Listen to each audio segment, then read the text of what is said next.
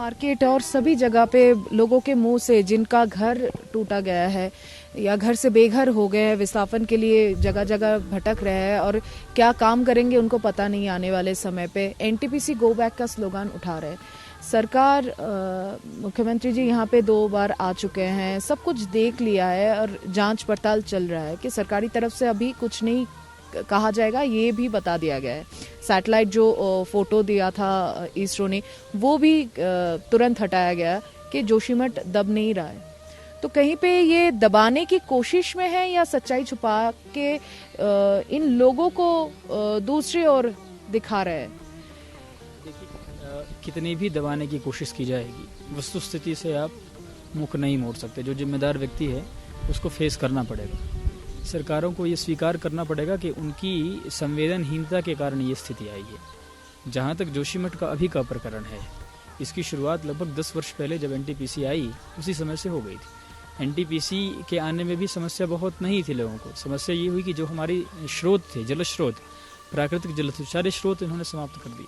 अब जल स्रोत जब हमारा मर गया तो निश्चित रूप से वो जल जाएगा कहाँ, वो अंदर घुसने लगा। तो शुरुआत वहीं से हो गई। इसरो ने जो जानकारी दी उसको तो सरकार ने ये कह करके कर दिया कि भाई भ्रम ना फैले, किसी के मन में घबराहट ना हो, इसलिए हम उसको हटा रहे हैं। भाई आप उसको हटा रहे हैं, ठीक है, भ्रम मतलब लोग घबराएं ना, ये तो अच्छा है। हम लोग भी लोगों को यही कहते हैं कि भाई आप धैर्य बना के रखिए। बड़ी से बड़ी आपत्ति जो है धैर्य बना करके यदि रखा जाए तो वो समाप्त हो जाती है। लेकिन समस्या का समाधान इतने मात्र से नहीं होता है। ज्योतिष पीठ की ओर से हम लोग पूज्य शंकराचार्य जी महाराज सुप्रीम कोर्ट गए थे। सुप्रीम कोर्ट में उन्होंने पीआईएल दाखिल करके कहा कि इसको राष्ट्रीय आपदा घोषित किया जाए।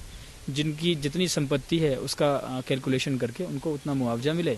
जब तक वो विस्थापन पुनर्वास वाले स्थान पर हैं, विस्थापित किए गए जगह पे हैं, वहाँ उनको अच्छे से शिक्षा मिले, स्वास्थ्य की जिम्मेदारी हो, वहाँ रहने की सही व्यवस्था हो। ऐसी बहुत सारे मांग को लेकर हम लोग गए थे। कल माननीय सुप्रीम कोर्ट ने हम लोगों को ये कहा है कि आप हाई कोर्ट नैनीताल में जाकर के अपनी बात कहें। तो हम लोग कोर्ट के माध्यम से भी ये बात कहने की कोशिश कर रहे हैं। हम लोग एक विचार ये है जो बहुत महत्वपूर्ण है कि आपदा अभी आई नहीं है जोशीमठ, आपदा अलार्म बजा है। ये आपदा आने वाली है।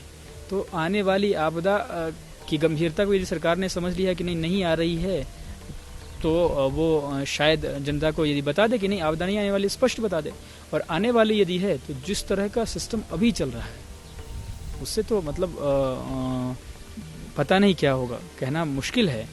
यदि आपदा आने वाली है, यदि ये तय है इसरो के रिपोर्ट के आधार पर, जितना बताया गया कि 80 नाला से लेकर सिंगदार तक पूरा बैठ रहा है, 12 दिन के अंदर लगभग 5 सेंटीमीटर नीचे चला गया, 5.4 सेंटीमीटर नीचे चला गया। यदि ये तथ्य है तो निश्चित रूप से चिंताजनक है। और यदि चिंताजनक है तो जिस तरह से राहत कार्य होना चाहिए, अब राहत कार्य करने के लिए लोग यहाँ पर कंबल लेके आ रहे हैं, बिस्किट लेके आ रहे हैं, ये सब दे रहे हैं। पूज्य शंकराचार्य जी महाराज आए थे, उन्होंने ये कहा कि देखिए इस समय राहत कार्य इसकी आवश्यकता नहीं। इस समय ये है कि जो लोग जोशीमठ में निवास करने वाले हैं उनको संतुष्ट करने की जरूरत है। पूज्य शंकराचार्य जी ने कल ये घोषणा भी की कि हम लोग सरकारें यदि देर करेंगी तो हम लोग भी ये विचार करेगा, ज्योतिर्मठ ये विचार करेगा कि राहत में जो धनराशि उनके घर की लगी है, ज्योतिर्मठ से हम लोग व्यवस्था करके हम लोग वो भी देने की कोशिश करेंगे।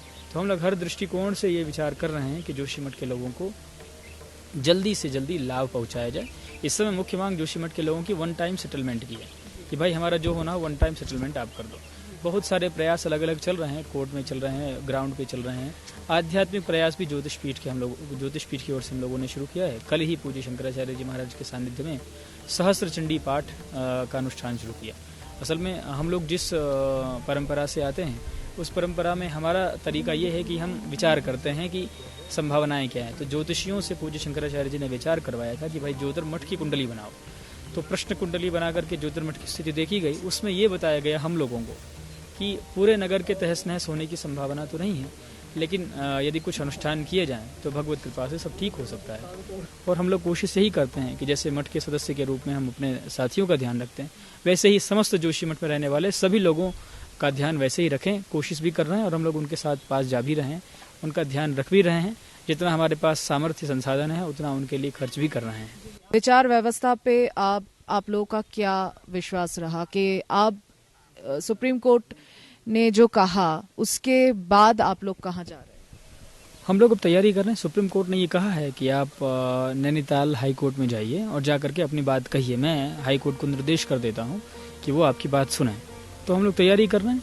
हम लोगों के लिए ये महत्वपूर्ण नहीं है कि कहाँ पे बात कही जाए।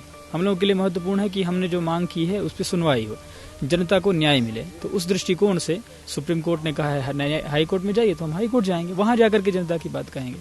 तो हमारी कोशिश यही है कि जल्दी से जल्दी राहत बचाव के कार्य हो जाए, सबको सुख सुविधा हो जाए, सबका जो वो चाहते हैं उनके आधार पर उनका वन टाइम सेटलमेंट हो जाए, किसी को भी किसी तरह का कष्ट ना हो। क्योंकि हम सनातनी लोग इस बात को मानते हैं, सिया राम मैं सब जग जानी, करहूँ प्रणाम जोरी जुग पानी। हमारे लिए इस देश में रहने वाला प्रत्येक व्यक्ति, तो चाहे मनुष्य हो चाहे मनुष्य से इतर हो, यहाँ तक कि वृक्ष हो, हम मानते हैं कि वो हमारा ईश्वर ही है। तो हम ये चाहते हैं कि जो उनकी भावनाएं हैं उसके अनुरूप सरकारें आगे बढ़ के जल्दी से जल्दी उनका सबका सेटलमेंट कर दे, ताकि वो निश्चिंत होकर के सुरक्षित स्थान पर।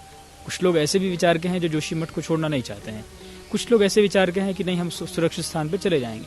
तो जो जिस तरह का विचार रखते हों, सरकार के पास टीम है, यंत्र है, व्यवस्था है, तो व्यवस्था से शोध कर ले, शोध करके लोगों को उनके इच्छा अनुसार, चूँकि आपत्ति का काल है, सरकार बड़ा दिल दिखाए, बड़ा दिल दिखा करके जितना वो चाहते हैं उससे 4 गुना अपने तरफ से एक्स्ट्रा करके दे करके लोगों को संतुष्ट करके उनके भविष्य को सुरक्षित बनाने के लिए सरकार को आगे आना चाहिए। जी ভালো নেই যোশীমঠ।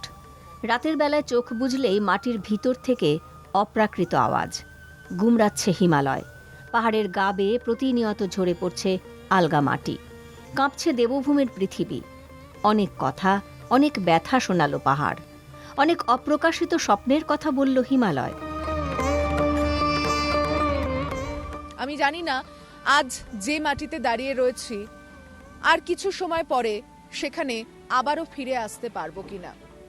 আমাদের অগাধ বিশ্বাস রয়েছে দেবভূমির ওপর, মানুষের আস্থার টানে মানুষ এখানে আসেন, বদ্রীনাথ দর্শন করতে যান, কিন্তু সেই মানুষগুলো এই মঠে, এই স্থানে এসে পুনরায় নিজেদের মনের কথা ভগবানের কাছে বলতে পারবেন কিনা, সেই প্রচেষ্টা কি সরকার করছে?